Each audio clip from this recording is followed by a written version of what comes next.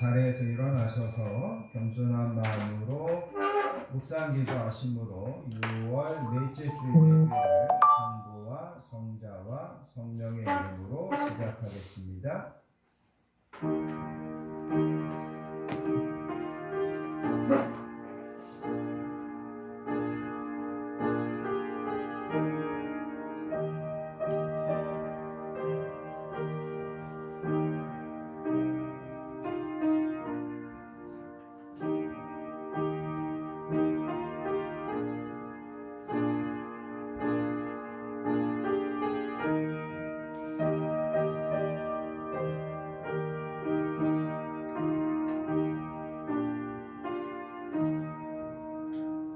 그러므로 염려하여 이르기를 무엇을 먹을까 무엇을 마실까 무엇을 입을까 하지 말라. 이는 다 이방인들이 구하는 것이라. 너희 하늘 아버지께서 이 모든 것이 너희에게 있어야 할 줄을 아시느니라. 그런즉 너희는 먼저 그의 나라와 그의 의를 구하라. 그리하면 이 모든 것을 너희에게 더하시리라. 아멘. 거룩하고 은혜로우신 아버지 하나님 감사합니다. 지난 한 주도 저희들을 건강하게 지켜주시고 평안함으로 인도해 주신 것을 감사합니다. 많은 일들이 있었지만 안전하게 보호해 주시고 또 많은 유혹이 있었지만 믿음으로 이기고 승리하게 하신 것도 감사합니다. 아멘. 오늘도 하나님 앞에 나와 우리의 마음과 생각을 새롭게 하며 영과 진리로 예배하오니 저희들의 이 예배를 기쁘게 받아주시기 원합니다. 이 시간 이곳에 친히 임재하여 주시고 하늘 문을 여시고 하늘에 속한 모든 신령한 복과 땅에 기름진 복을 겸손히 예배하는 우리 모든 성도님들에게 풍성하게 허락해 주시기를 원합니다. 오늘도 예배와 말씀 중에 치유와 회복의 역사가 있게 해주시기 원합니다. 우리의 영육간이 소성케 해주시고 하나님께서 주시는 말씀을 통하여서 삶의 문제와 또 인생의 여러 가지 답들을 분명하게 깨닫고 찾는 예배되게 해주시기 원합니다. 성령 하나님께서 우리의 마음과 생각을 온전히 예배에 집중할 수 있도록 인도해 주실 것을 믿사오며 우리를 사랑하여 주시는 존귀하신 예수님의 이름으로 간절히 기도합니다. 아멘. 다 자리에 앉으셔서 찬송가 20장 큰 영광 중에 계신 주 함께 찬양하시겠습니다.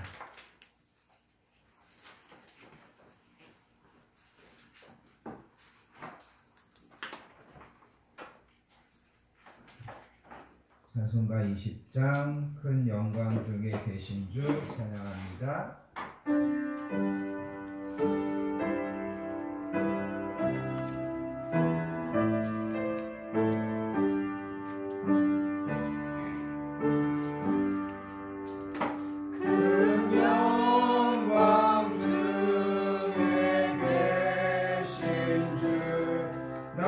찬송합니다.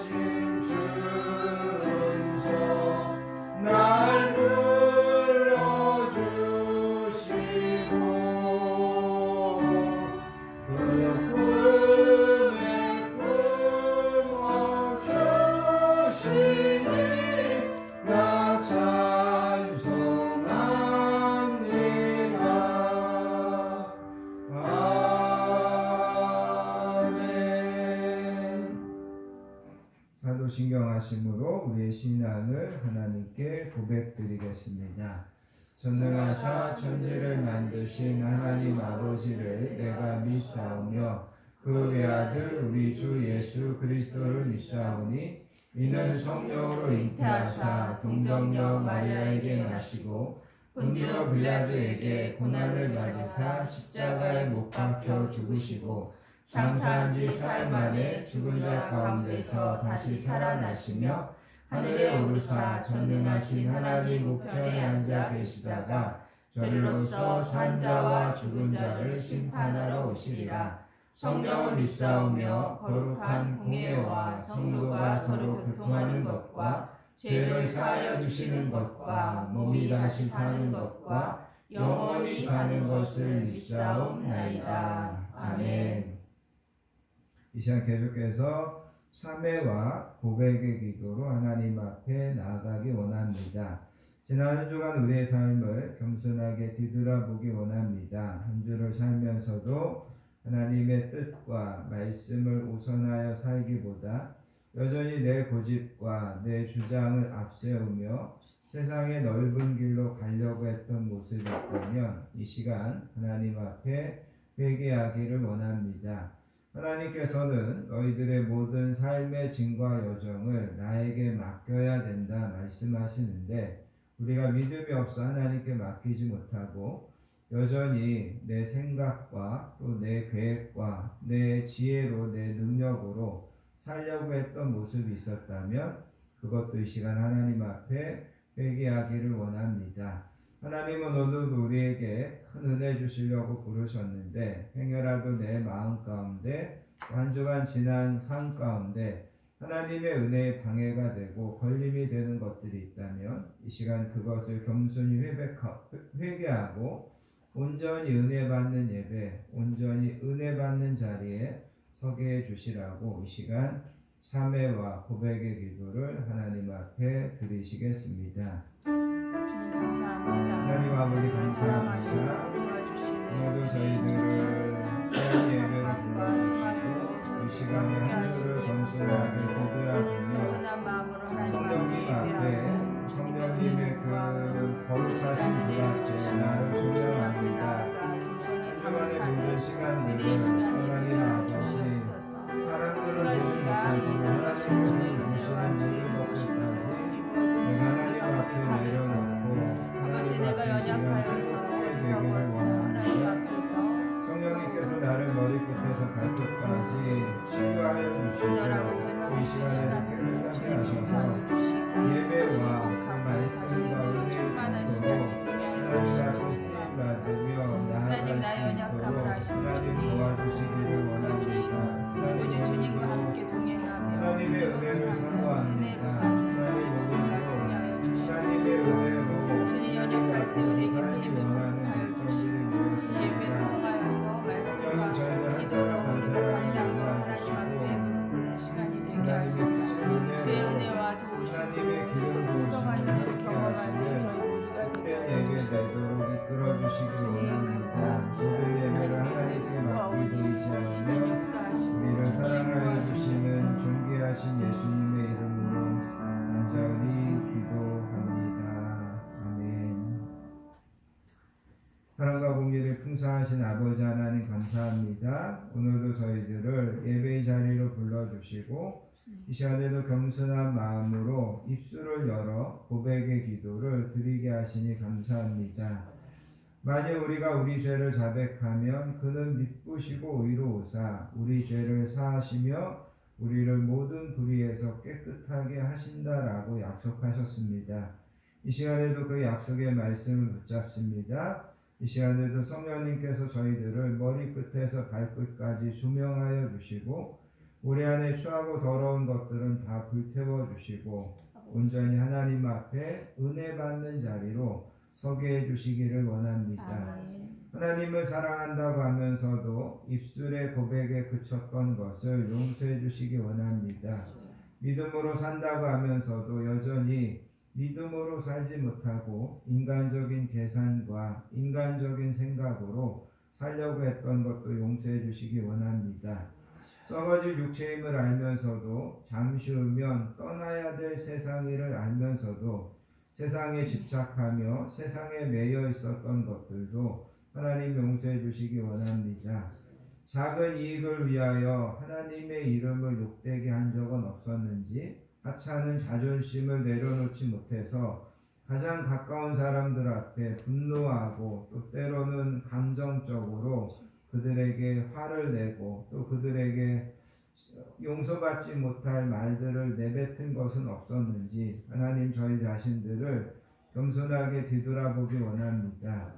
강하고 담대하게 바라보고 강하고 담대하게 살라고 말씀하셨건만 작은 일들 앞에서도 흔들리고 안절부절하면서 살았던 저희들의 믿음 없는 것도 용서하여 주시기 원합니다. 이 시간 겸손히 하나님 앞에 우리를 세워놓사오니 저희들을 하나님께서 새롭게 하여 주시고 하나님의 은혜로 하나님의 능력으로 영육간에 강건하도록 치유해 주시기 원합니다. 그리스도께서 우리를 자유롭게 하려고 자유를 주셨으니 그러므로 굳건하게 서서 다시는 종의 멍에를 매지 마라. 그러므로 이제 그리스도 예수 우리 주 안에 있는 자에게는 결코 정죄함이 없느니라. 아멘. 찬송가 368장 주 예수여 은혜를 찬양하신 다음에 김혜랑 집사님 우리를 대표해서 기도 인도해 주시겠습니다.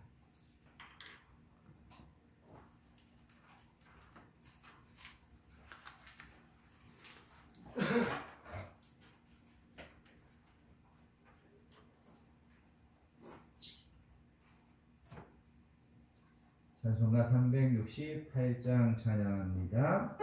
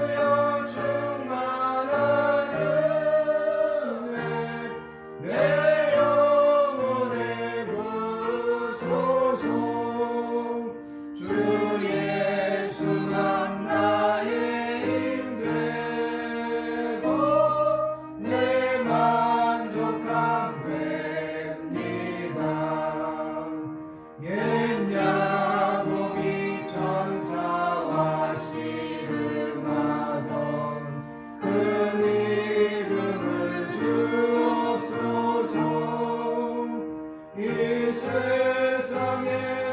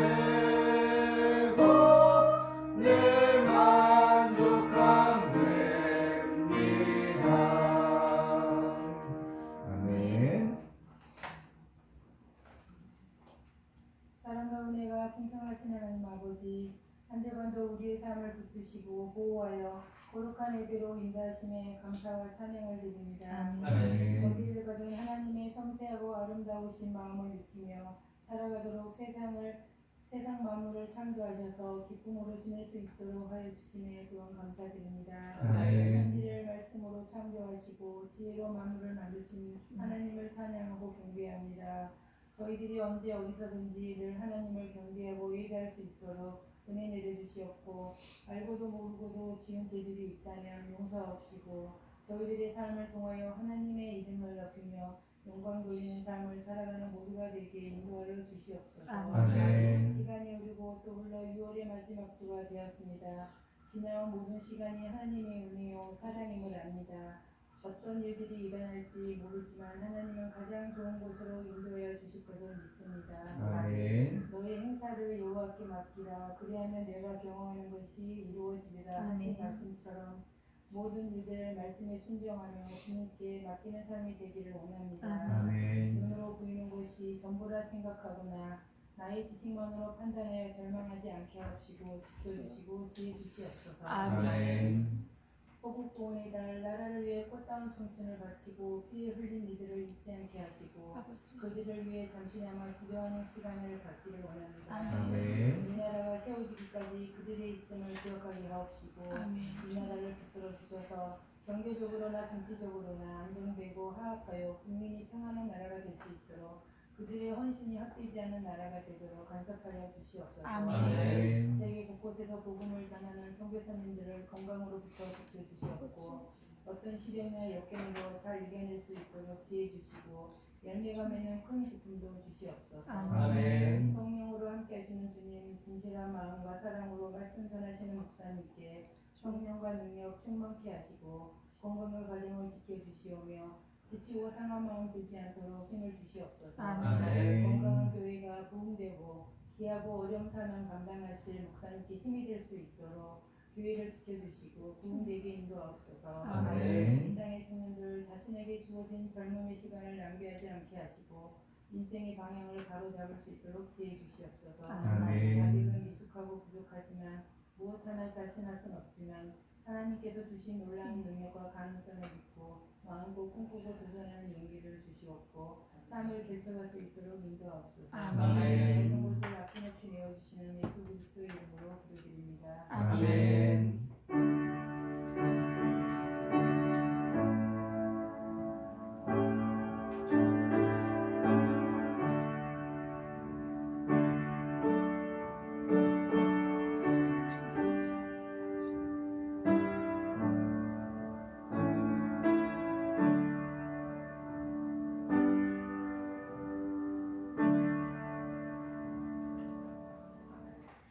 오늘 우리에게 주시는 하나님의 말씀은 마태복음 22장 15절부터 22절까지 말씀 함께 보겠습니다.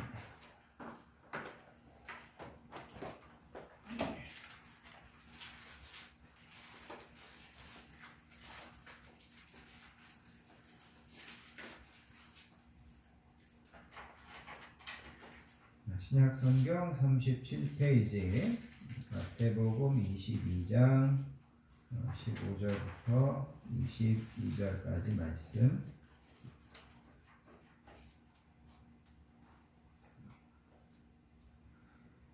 다 찾으셨으면 주신 말씀을 한 목소리로 받들어서 읽습니다. 이에 바리새인들이 가서 어떻게 하면 예수를 말의 올무에 걸리게 할까 상의하고 자기 제자들을 헤롯 당원들과 함께 예수께 보내어 말하되 선생님이여 우리가 아노니 당신은 참되시고 진실로 하나님의 도를 가르치시며 아무도 거리는 일이 없으시니 이는 사람을 외모로 보지 아니하심이니이다. 그러면 당신의 생각에는 어떠한지 우리에게 이르소서. 가이사에게 세금을 바치는 것이 옳으니까 옳지 아니하니까 하니 예수께서 그들의 악함을 아시고 이르시되 외식하는 자들아 어찌하여 나를 시험하느냐.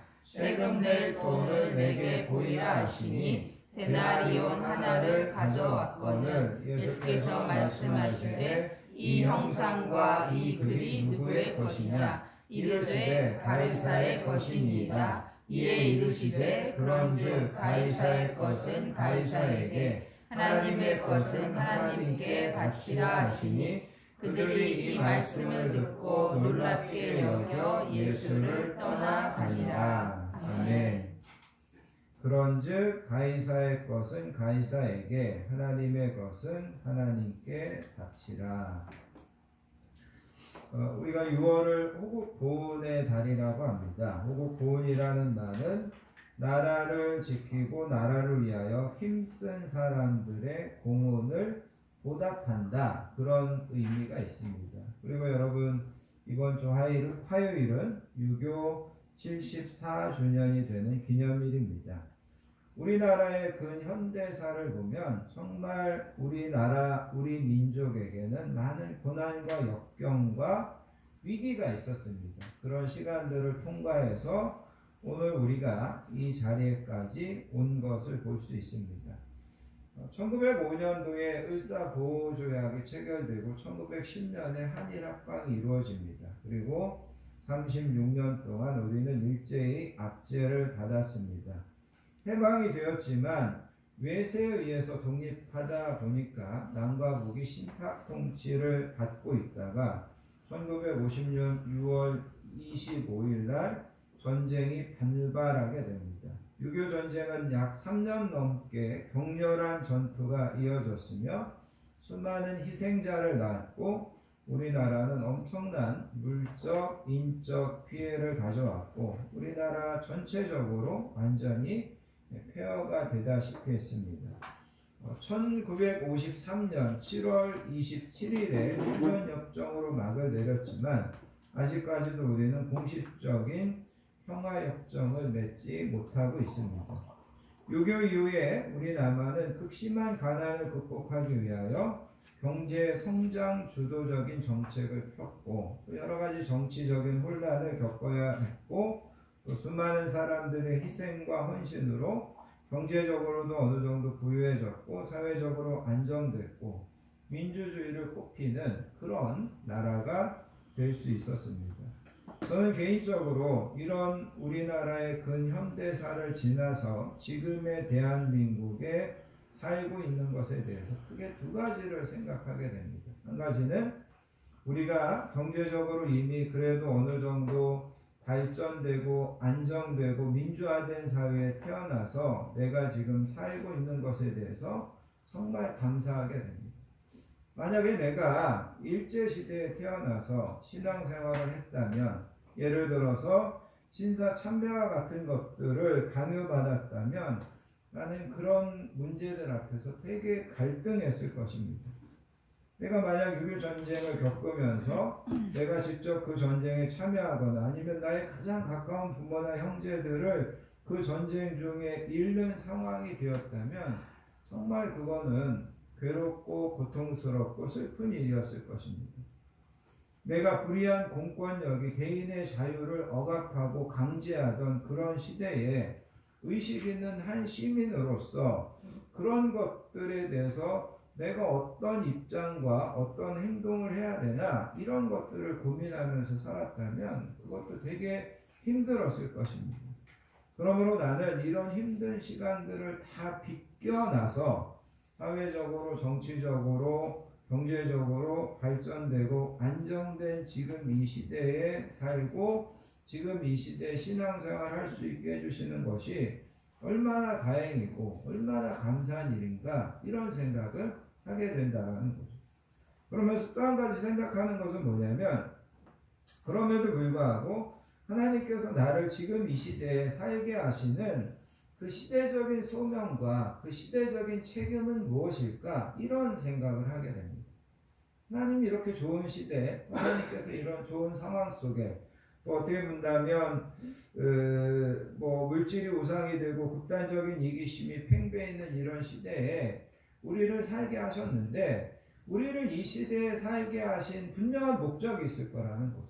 하나님께서 우리를 보내시고 하나님께서 우리를 그리스도인으로 그 누구보다도 진실하고 그 누구보다도 깨어있는 그런 한 그리스도인으로 살게 하시는 데에는 분명한 목적이 있으시고 분명한 책임이 있으실 거라는 거죠. 하나님께서 우리를 이 시대에 살게 하시는 그 책임은, 그 소명은, 그 목적은 무엇일까? 그거를 우리가 고민하셔야 된다는 거죠. 그리고 그것을 하나님 앞에 물으면서 내가 정말 그 소명과 그 시대적인 책임을 감당하기 위해서 어떻게 살아야 됩니까? 어떻게 이것을 하나님 앞에서 내가 감당해야 됩니까? 우리가 이렇게 하나님 앞에 기도하셔야 된다라는 겁니다. 그래서 오늘은 여러분 이게 호국 보훈의 달을 보내면서 우리가 신앙인으로서 나라 민족을 사랑한다는 것이 어떤 것인지, 하나님께서 이 시대 우리에게 주시는 이 시대적인 소명, 시대적인 책임은 어떤 것들이 있는지 우리가 그런 것들을 좀 함께 생각하면서 은혜를 좀 나눌 수 있기를 원합니다.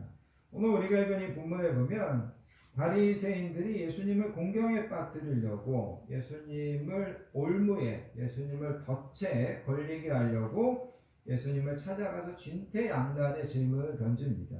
근데 여러분 이제 16절에 가서 보면 이 바리새인들이 자기만 간 게 아니라 헤롯 당원들과 함께 예수님에게 몰려갔다, 이렇게 이제 이야기합니다. 여기 바리새인들과 헤롯 당원들은 어떻게 본다면 완전히 대립되는 정치 세력들입니다.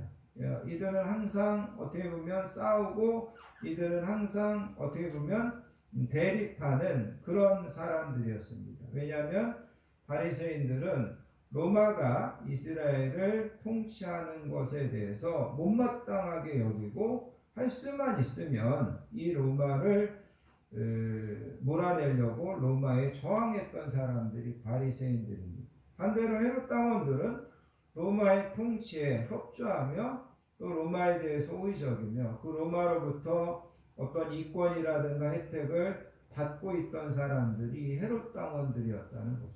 그런데 어떻게 보면 완전히 정치적으로 대치점에 있는 두 세력들이 손을 잡고 예수님에게 갑니다. 한 통속이 돼서 예수님을 찾아갑니다. 그리고 예수님에게 정말 난감한 질문을 던집니다. 그 질문이 뭐냐면 가이사에게 세금을 바치는 것이 옳은 것입니까? 옳지 않은 것입니까? 예수님 당시의 유대인들은 성전세와 인세와 조세를, 인두세와 조세를 바쳤다고 합니다.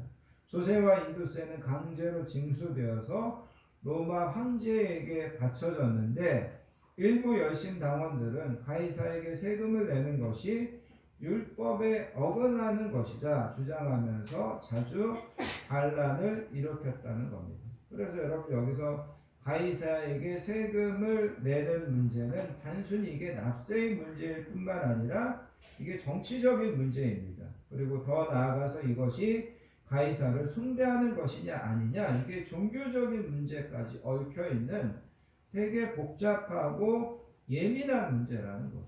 그래서 이 사람들이 이거를 가지고 예수님 앞에 갔습니다. 예수님이 이거를 된다, 바쳐도 좋다, 그러면 이 바리새인들과 열심당원들이 들고 일어날 거고, 가이사에게 세금을 바치면 안 된다, 그러면 이 헤롯 당원들이 이 예수님을 로마 정부에 고발할 그런 준비를 해가지고 예수님에 가서 이 질문을 던졌다는 거죠. 그런데 여러분, 예수님께서 이 난감한 질문에 대해서 여러분 우리가 읽었던 21절에 보면 이렇게 간단하게 대답하셨습니다. 그런즉 가이사의 것은 가이사에게, 하나님의 것은 하나님께 바쳐라. 여기서 중요한 것은 예수님께서 가이사의 것과 하나님의 것을 구분하셨다는 거죠. 분리하셨다라는 겁니다. 예수님은 세속 나라, 세속 정치와 하나님의 나라를 구분하셨습니다. 바리새인들은 가이사에게 세금을 바치는 것과 가이사를 숭배하는 것을 하나로 묶어서 가이사에게 세금을 내면 가이사를 숭배하는 것이 아닙니까? 이런 의도로 질문을 던졌습니다. 그런데 예수님께서는 가이사에게 세금을 바치는 것과 가이사를 숭배하는 것, 이거를 분리시키는 것을 볼 수 있다라는 거죠. 우리가 여러분 구약과 신약을 읽어보면서 우리가 이스라엘의 정치 상황이 달라지는 것을 깨달을 수 있어야 됩니다.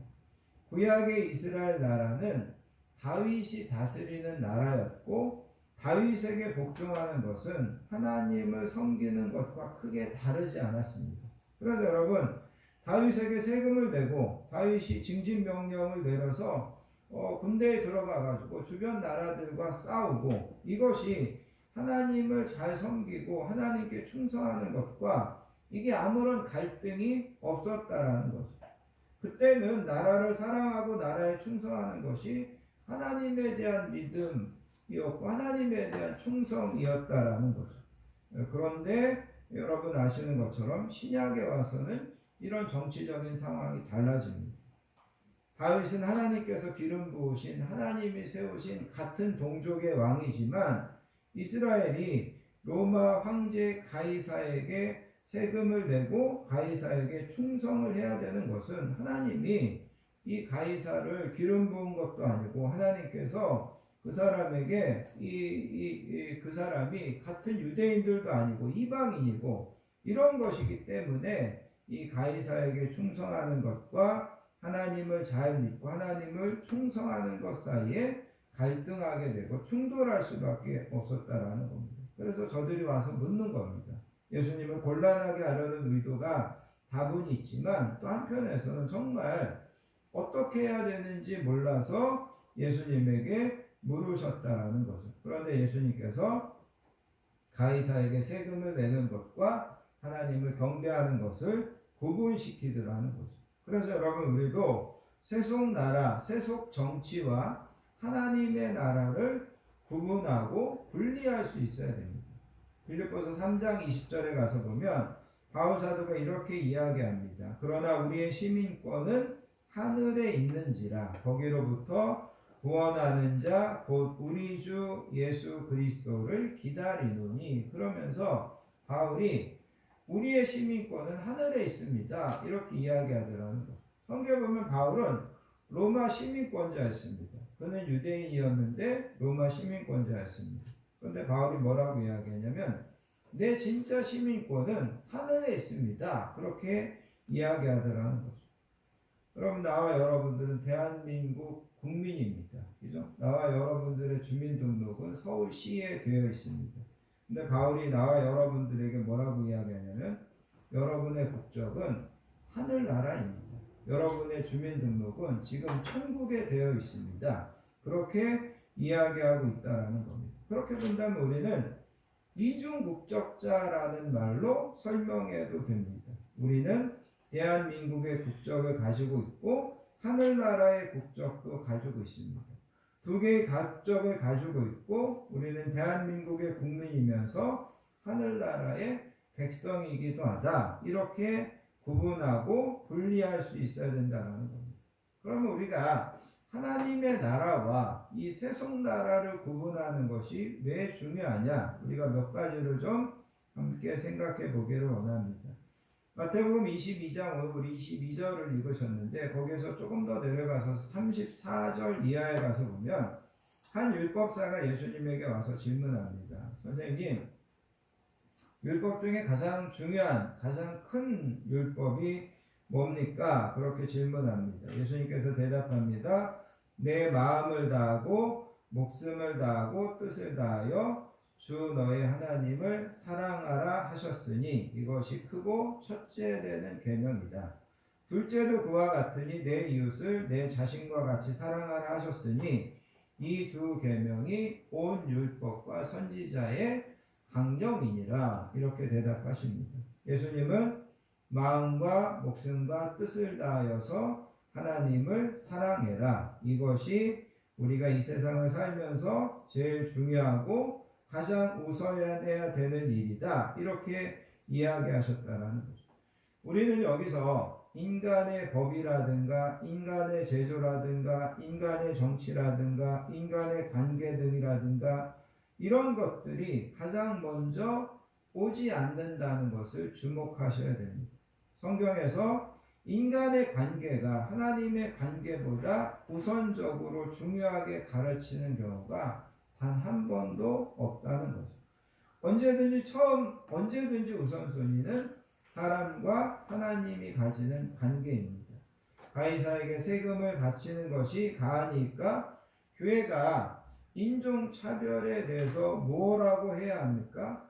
교회가 어느 정당을 지지해야 합니까? 뭐 이런 질문들. 지난주에 친한 후배 목사님을 만나서 대화를 하다가 어느 교회 담임 목사님이 요즘 젊은이들하고 너무 이제 소통이 안 되는 것 같아서 그 젊은이들을 담당하고 있는 목사님에게 요즘 애들이 뭐가 이렇게 궁금해하는지 젊은 애들에게 이렇게 좀 질문을 좀 해가지고 나한테 가져와 봐라 이렇게 이야기했다고 합니다. 그래서 청년을 담당하는 목사님들이 청년들에게 질문을 했고 그런 질문들을 다 모아서 최종적으로 그 질문을 요약해 봤더니 그 질문이 뭐냐면 그리스도인으로서 코인을 해도 됩니까? 이게 질문이었다고 합니다. 요즘에 젊은 애들은 이 돈에 코인에 주식에 이런 게 이제 온통 관심이 있다라는 거죠. 아무튼 우리는 뭐 이런저런 질문, 이런저런 고민을 가지고 있다라는 거죠. 그런데 우리는 알고 있는 것처럼 정치에 대해서도 남북 관계에 대해서도 주식이나 코인에 대해서도 많은 질문을 가지고 있다는 겁니다. 그리고 그것에 대해서 어떤 성경적인 답을 찾아보려고 노력하고 있다는 거죠. 물론 이제 중요합니다. 그런데 성경은 예수님의 대답은 그런 것보다 너가 지금 하나님과 어떤 관계를 맺고 있느냐 이거를 먼저 집중해야 되고 이거에 먼저 너의 관심을 두어야 된다. 이것이 성경의 대메시지이고 이것이 성경의 첫 번째 답이다. 예수님은 그것을 지금 이야기하고 있다는 겁니다. 바울이 여러분 로마서 13장에 보면 이렇게 이야기합니다. 각 사람은 위에 있는 권세들에게 복종하라. 권세는 하나님으로부터 나지 않음이 없나니 모든 권세는 다 하나님께서 정하신 바라. 그러므로 권세를 거스르는 자는 하나님의 명령을 거스름이니 거스르는 자들은 심판을 잡지하리라. 근데 여러분 바울이 이 로마서를 기록할 때 초대교회는 로마 황제 여러분이 잘 알고 있는 네로에게 극심한 핍박과 박해를 당하고 있었습니다. 그런데 바울은 성도들에게 뭐라고 이야기했냐면 우리는 위로 있는 권세들에게 복종해야 됩니다. 그 권세를 거스르는 것은 하나님의 명령을 거스르는 것입니다. 그렇게 이야기하고 있더라는 거죠. 예수님께서 하루는 예루살렘 성을 바라보시면서 눈물을 흘리시면서 애통하셨습니다. 그리고 여러분 아시는 것처럼 AD 70년에 예루살렘 성과 성전이 로마의 타이투스 장군에 의해서 완전하게 파괴됩니다. 그야말로 돌 하나도 돌 위에 남지 않을 정도로 파괴되고 수많은 유대인들이 죽임을 당하고 도망치게 됩니다. 그런데 성경은 그때 당시의 어떤 상황들, 이 예루살렘이 파괴되고 예루살렘의 성전이 철저하게 어떻게 보면 유린당하고 이런 것들을 성경은 기록해 놓고 있지 않습니다. 왜 성경은 나라와 정치와 경제와 사회 문제에 대해서 더 많은 직접적인 교훈을 주지 않고 있는가? 그 이유는 성경의 주요 관심사는 계속해서 말씀드린 것처럼 하나님께 대한 인간의 관계가 가장 중요한 관심사이기 때문이라는 겁니다. 성경의 모든 긴장, 성경의 모든 강조는 하나님과 인간의 관계에 집중하고 그거를 우선합니다. 그래서 여러분 교회의 첫 번째 임무도 주님께서 그러셨듯이 우리들은 사람들에게 그들과 하나님과의 관계를 부단히 상기시키는 겁니다. 지금 하나님과 바른 관계를 맺고 있습니까? 지금 하나님과 바른 관계 속에서 살아가고 있습니까? 우리가 강조해야 될 것은 우리의 모든 삶의 근원은 여기에서부터 시작된다는 것을 지금 예수님은 가르쳐주고 있다는 겁니다. 그리고 그 다음에 현재의 삶과 세상을 향하여 바른 태도와 지혜를 갖도록 우리가 그들을 가르쳐야 된다는 겁니다. 그래서 예수님께서 가이사의 것은 가이사에게, 하나님의 것은 하나님에게 이것을 분리하고 구분하는 것은 그런 의미가 그 안에 담겨져 있다라는 겁니다. 또 한 가지, 가이사의 것과 하나님의 것을 구분하는 것은 바울이 우리의 시민권이 하늘에 있다고 말하는 것은 우리는 이 땅에 나그네와 외국인으로 살아간다는 그런 의미입니다. 우리는 여전히 이 세상에 존재하지만 이 세상에 속하여 있는 사람들이 아닙니다. 우리는 이 지상의 도시나 나라에 실질적으로 속해 있는 사람들이 아닙니다. 우리는 여기 잠시 머물다가 가는 것이고, 우리는 이 땅에 하나님 앞에서 나그네나 여행자처럼 곤양을 향해 가는 여정 중에 잠시 머무는 것이라는 겁니다. 우리의 시민권은 여기에 있지 않다라고 성경은 이야기하고 있습니다. 그래서 히브리서 저자는 히브리서 11장에 보면 하나님께서 건축자가 되어서 나와 여러분들을 위하여 한 성을 예비해 놓으셨다, 그렇게 이야기합니다. 그리고 우리는 그 성에 언젠가는 돌아갈 것이고 들어갈 것을 기대하면서 사는 거다. 그리고 모세도 결국은 그 성에 들어가서 상 받을 것을 바라보고 산 것처럼 우리도 그 나라에 들어가서 상 받을 것을 바라보면서 사는 자들이다, 그렇게 이야기하고 있다는 거죠. 신약의 성도들이 이 세상의 삶에 그렇게 집착하고 어떻게 본다면 느슨하게 그들이 반응할 수 있었던 것은, 그들은 이 세상이 우리가 영원히 정착할 곳이 아니고, 우리는 말씀드린 것처럼 이 현세의 삶은 지나가고 잠시 동안이고 계속되지 않는다는 그런 관점을 가지고 있었기 때문이라는 겁니다. 로이드 존스 목사님이 이런 이야기를 했습니다. 어떤 사람들은 말하기를 자기는 보수당에 가입하는 사람이 이해가 안 된다고 말합니다. 또 다른 사람들은 자기는 어떤 사람이 사회당에 입당하는 것을 이해하지 못하겠다고 이야기합니다.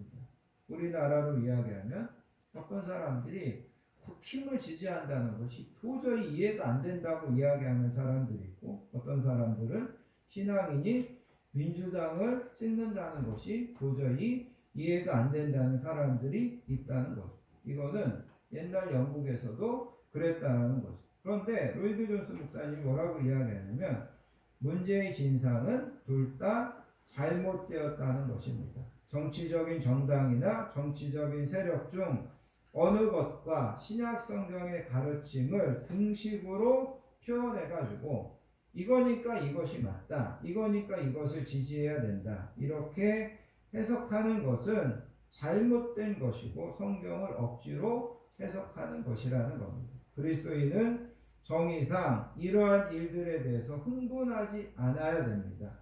그는 이러한 일들에 대하여 매우 느슨하게 반응을 보여야 됩니다. 왜냐하면 하늘이 우리의 본향이기 때문이고 우리는 하늘의 시민이기 때문입니다. 우리의 복락은 하늘에 속한 것들이고 땅에 속한 것이 아니기 때문입니다. 이렇게 이야기하더라는 겁니다.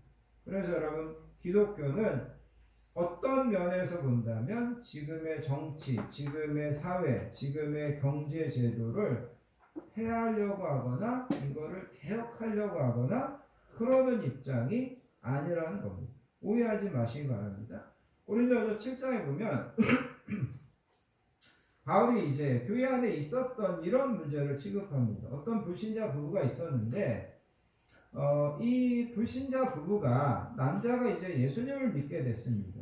이 남자가 예수님을 믿고 난 다음에 그 아내에게 이렇게 이야기합니다. 우리가 믿지 않던, 어떻게 보면 그 이교도 시절에 결혼을 했어. 그런데 난 이제 예수님을 믿었고 나는 그리스도인이 되었고 내 모든 것은 이제 달라졌어. 그렇게 이야기하는 겁니다. 당신은 여전히 그리스도인이 아니고 나는 더 이상 당신과 그런 면에서 결혼 생활을 유지할 수 없어. 당신이 내 신앙에 방해가 되고 걸림이 되니 이제 이혼해야 되겠어. 이렇게 이야기하는 사람이, 이렇게 생각하는 사람이 실제 고린도 교회에 있었다는 거죠. 바울은 이런 사람에게 절대로 그렇게 하는 것이 아니라고 이야기합니다.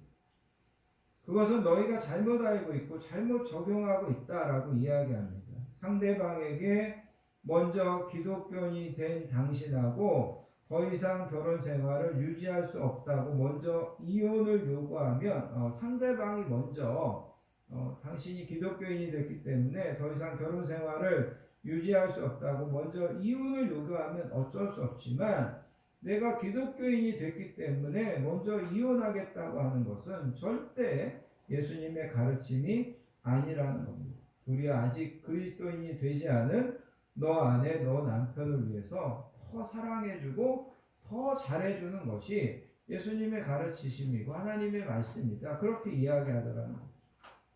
데살로니가후서 3장에 보면 초대교회에 또 이런 문제가 있었습니다. 당시에는 교인들 중에 노예나 종들이 있었습니다. 그 사람들이 교회에 와서 복음을 듣고 나니까 그리스도인이 되고 난 다음에 보니까 성경은 모든 사람들이 다 동등하다는 겁니다. 그래서 여러분 성경에 있는 것처럼 헬라인이나 유대인이 하나고 남자나 여자가 하나고 종이나 자유자가 다 동등하다 이렇게 이야기하는 겁니다.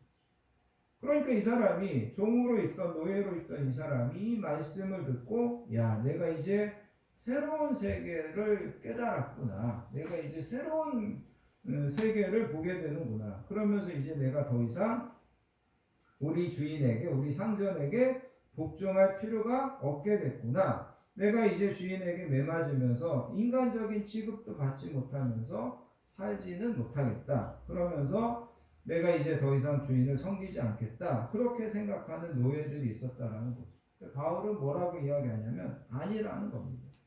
여러분들이 안 믿는 종이나 노예들보다 예수님을 믿고 난 다음에 더 헌신적으로 그 주인을 섬겨야 됩니다. 그렇게 바울은 이야기하더라는 거죠.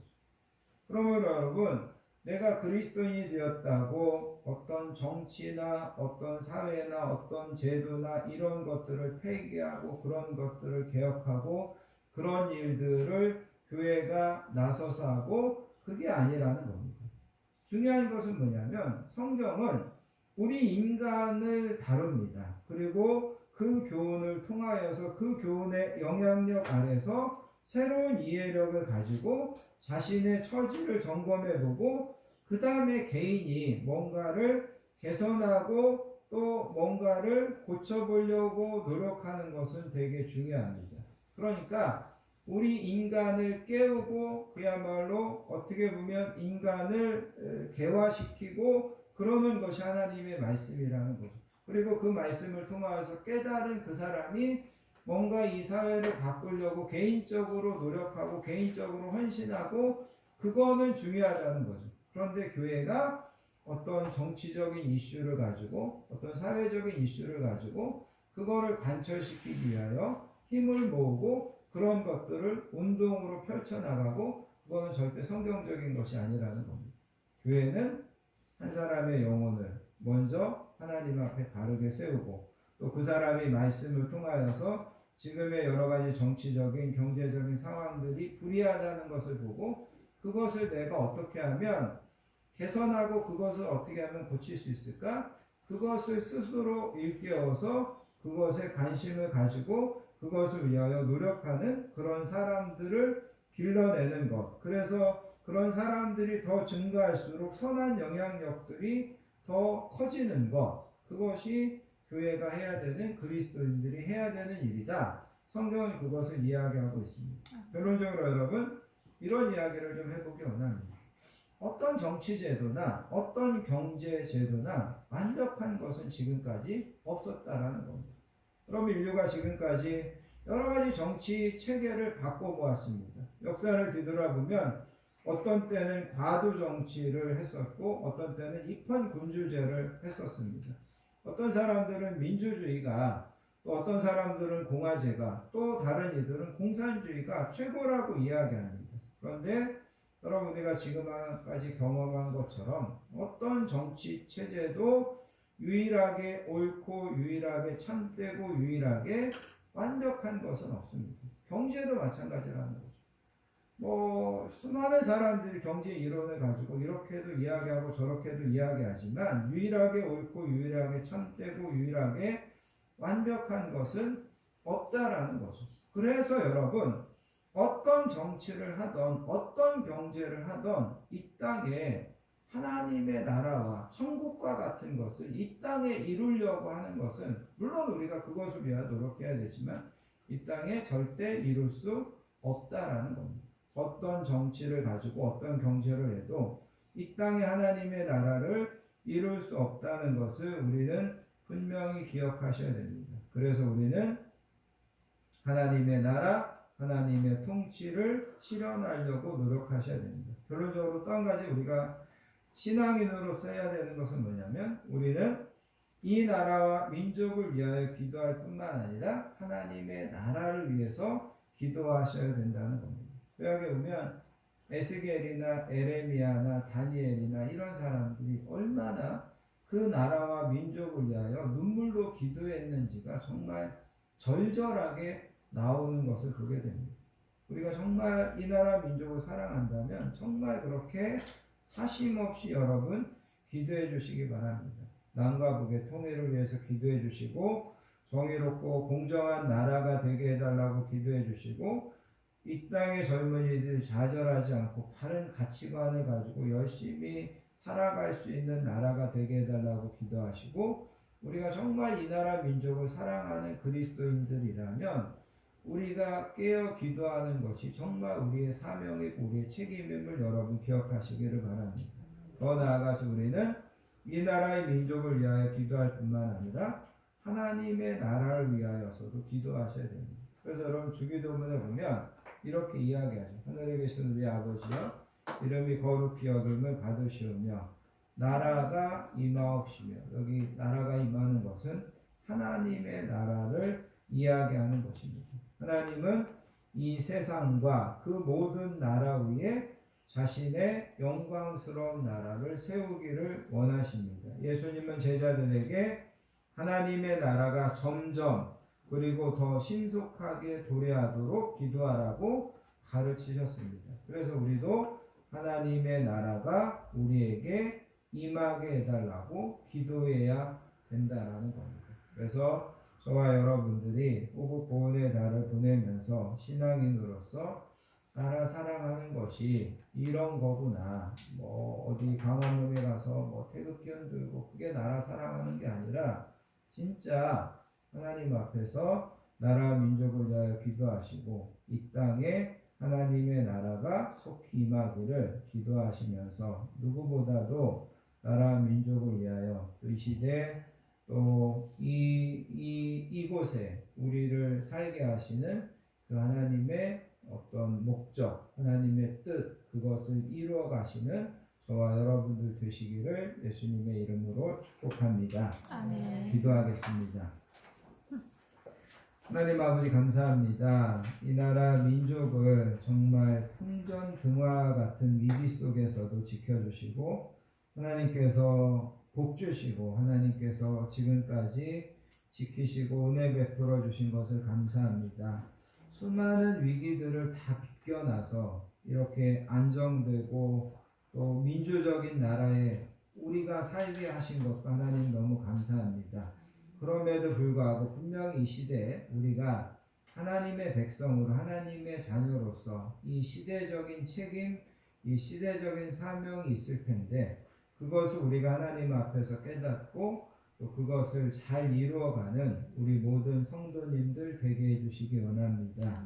하나님 이 나라 민족을 계속해서 하나님의 의로운 오른손으로 붙들어 주시고 하나님 이 땅에 하나님의 나라가 속히 임하도록 하나님께서 또한 역사하시고 강권하여 주시기 원합니다. 아멘. 하나님께 모든 것들을 맡기고 의지하며 우리를 사랑하여 주시는 존귀하신 예수님의 이름으로 간절히 기도합니다. 아멘. 찬송가 516장 옳은 길 따르라 의의 길을 함께 찬양하시면서 준비하신 예물 하나님 앞에 드리도록 하겠습니다.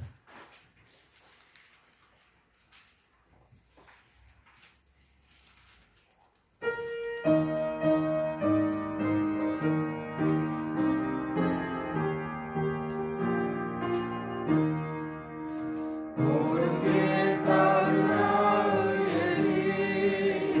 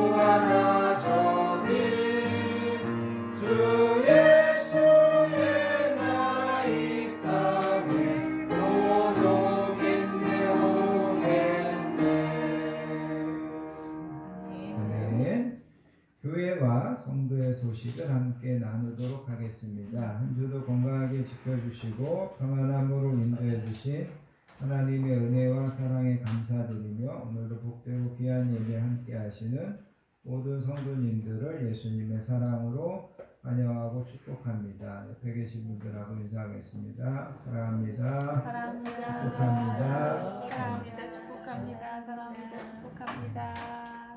보훈의 날을 보내고 내일 모레가 6.25 전쟁 기념일입니다. 나라 민족을 위해서 여러분 기도해 주시고 또 진정한 나라 사랑을 실천하는 우리 교회 우리 모든 성도님들 되시기를 간구합니다. 다음 주 그 다음 주 기도 맡으신 분들 잘 준비해 주시기 바랍니다. 다 자리에서 일어나셔서 주보에 있는 주만 바라볼지라 찬양하시고 주변의 예물을 열어 축복 기도하는 후에 축복으로서 모든 예배를 마치겠습니다.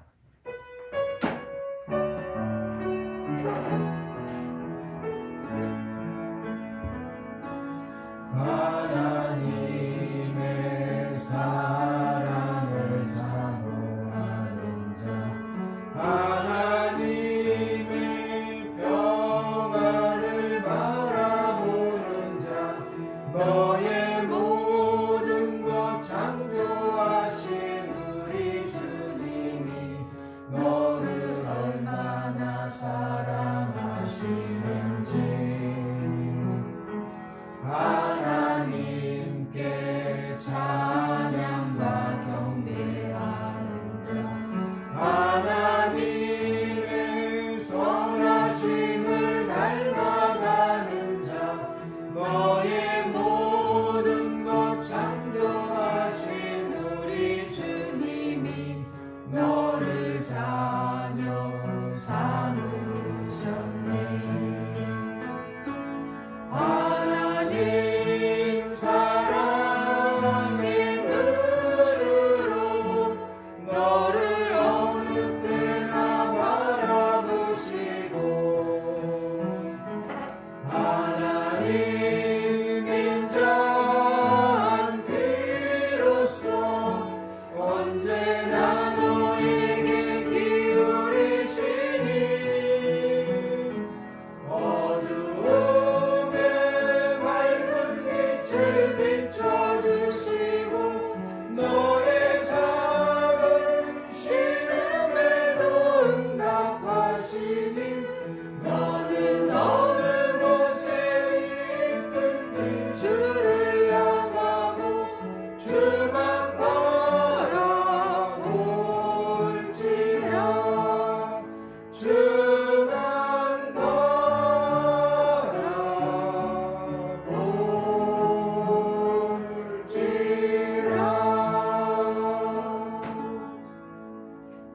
하나님 감사합니다. 오늘도 하나님 앞에 나와 우리의 시간과 마음을 새롭게 하여 예배로 영광 돌리게 하시니 감사합니다. 아멘. 하나님 우리에게 허락하신 귀한 물질에 우리의 소원과 사랑과 정성과 기도 제목을 담아 하나님 앞에 이 시간 올려드립니다. 하나님 기쁘게 흠양하여 주시고 드려진 모든 손길과 우리가 기도하고 소원하는 것보다 더 좋은 것으로 더 풍성한 것으로 하나님께서 만대로 축복하여 주실 줄 믿습니다. 아멘. 이제는 우리 주 예수 그리스도의 크신 은혜와 성부 하나님의 극진하신 사랑과 성령님의 내주하심 위로하심 충만하심의 복이 하나님 앞에 이 나라의 민족의 한 백성으로 또 이 시대를 살게 하신 것을 감사하며 이 시대 하나님께서 우리에게 원하시는 뜻하시는 그 시대적인 소명을 감당하기로 하나님 앞에 결단하는 사랑하는 모든 성도님들 머리머리 위에와 그의 가정과 자녀들 위에 건강한 교회 위에 이 나라의 민족 위에 이제로부터 영원토록 함께 하시옵기를 간절히 축원하옵나이다. 아멘.